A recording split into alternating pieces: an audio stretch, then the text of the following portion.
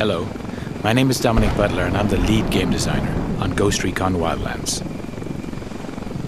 In Ghost Recon Wildlands, we offer players the total freedom of choice as they fight to take down the Santa Blanca cartel. A few months ago at E3, our 4 ghosts raided a camp to extract El Pozolero, a buchon of the Santa Blanca cartel. Today, we want to show you another way to play the same mission, taking a stealth approach and using the cover of night to our advantage.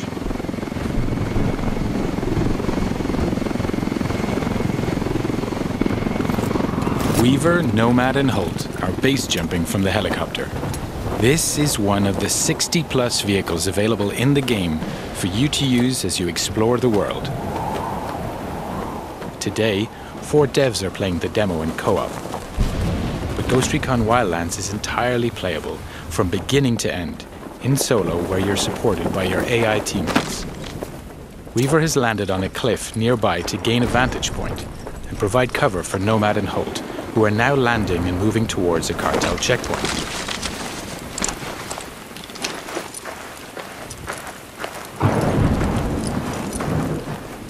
All 4 ghosts are now on the ground. Midas will regroup with the others in the camp. Ghost Recon Wildlands features a complete day and night cycle, as well as a realistic weather system which both have an influence on gameplay. Here, for example, nighttime with rainy weather is a perfect combination for a stealthier approach. Ideally, we want to gain access without alerting the cartel, so it's time to be creative. The ghosts know that this truck is being used for local deliveries. If they can take it, they can use it to get into the camp without raising suspicion. Our ghosts are getting into position, now tagging their enemies and identifying their targets.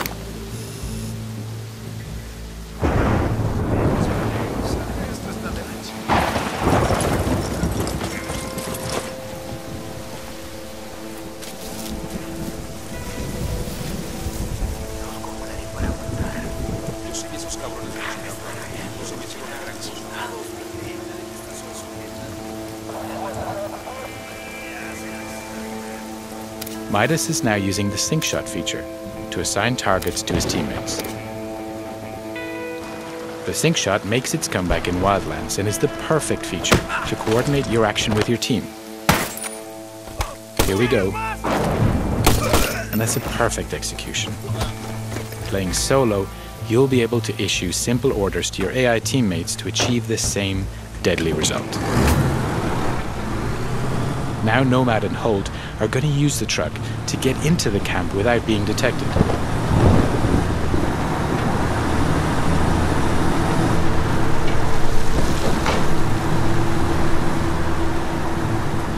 The cartel recognize this truck, and so the ghosts are in.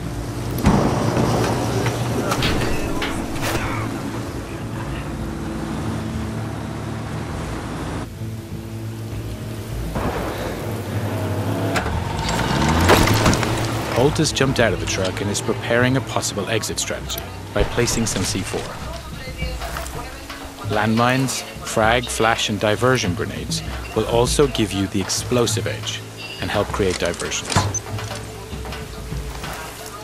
With more than 50 weapons available in the game that you're able to use and customize with hundreds of different attachments, it's up to you to choose the right weapon for the job. Each of them has its own ballistics model with piercing, dispersion, and bullet drop.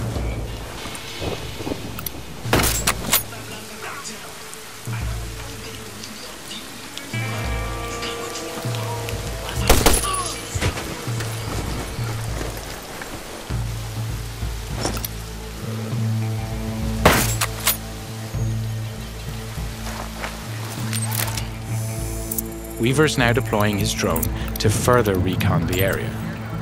He switched to thermal vision to easily detect local targets.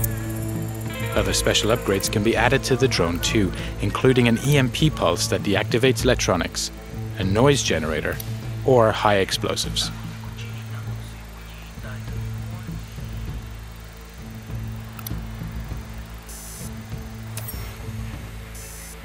Okay, that's our guy. El Pozzolero working late into the night.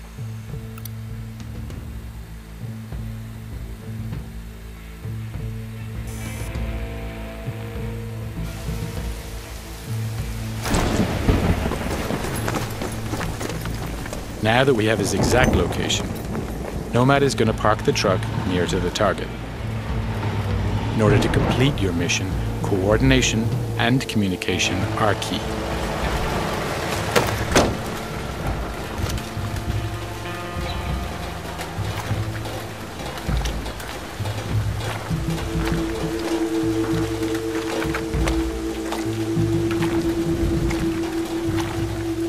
Nomad is now in position, waiting for the right moment to grab the target.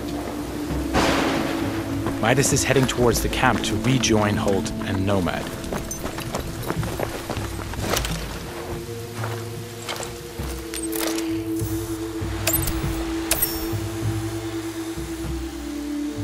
Weaver has located the camp generator with his drone. If the team manages to shut it down, they'll kill power in the camp, which will prevent triggering alarms or secondary reinforcements.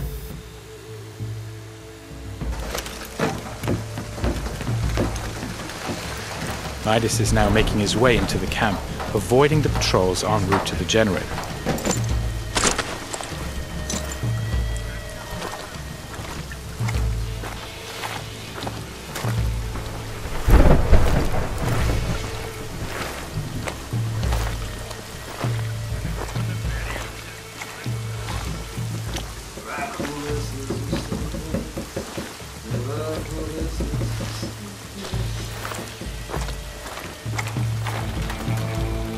Holt is placing more C4 on the other side of the camp to provide further distraction in case the ghosts need it during their escape.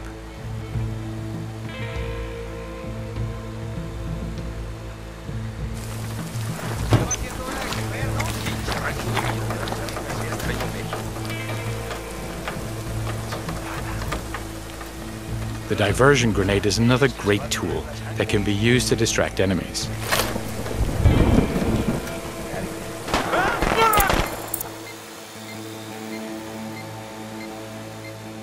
Since we're attacking this camp at night, we can take advantage of each NPC's unique day and night agenda.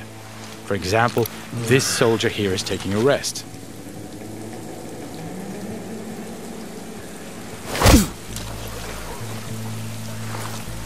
Back to Midas, who's keeping a low profile to avoid being detected.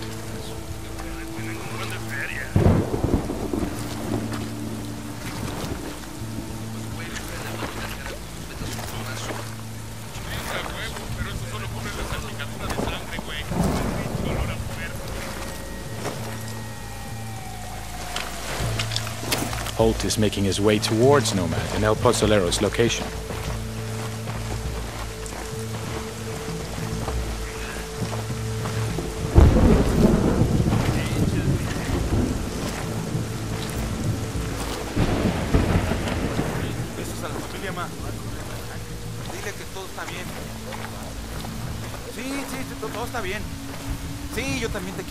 Making sure you don't leave bodies to be discovered is key to preventing the camp going on full alert.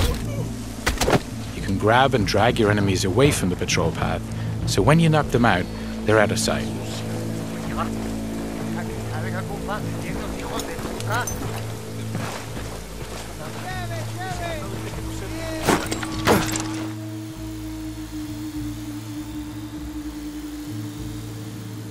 Midas is climbing between the camp buildings to reach a better position.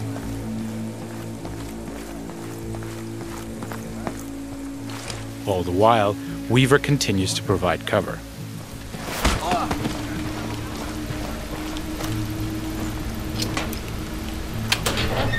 Having reached the generator, Midas can disable it to kill the lights throughout the camp.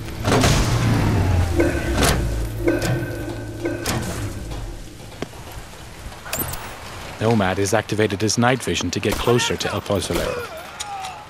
Now, while enemies don't have night vision, they will become suspicious as to why the lights are suddenly out. Now, we need to extract our target from the camp. The enemies are now alerted by the noise and are trying to find its origin.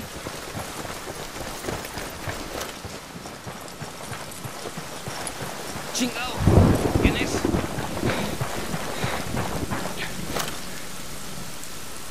¡Ahora, banda! ¡Hasta que esto te viene el miedo, chingado! Holt is passing a rebel prison cage. The rebels are another faction in the game. They have their own conflict with the Santa Blanca, so they'll spontaneously engage whenever they get the chance.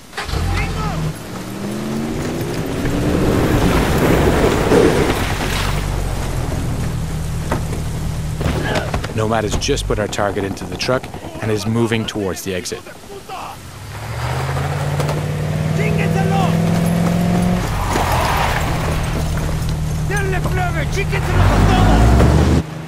Weaver is liberating another group of rebels. This camp is now erupting into a full gunfight between the rebels and the Santa Blanca.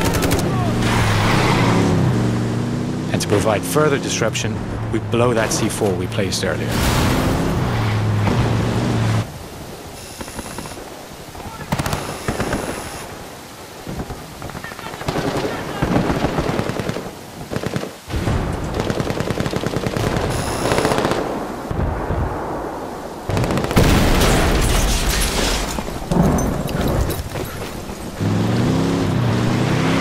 Weaver is now headed to rejoin the others, clearing the last of the Santa Blanca in the wild who were attracted by the gunshots.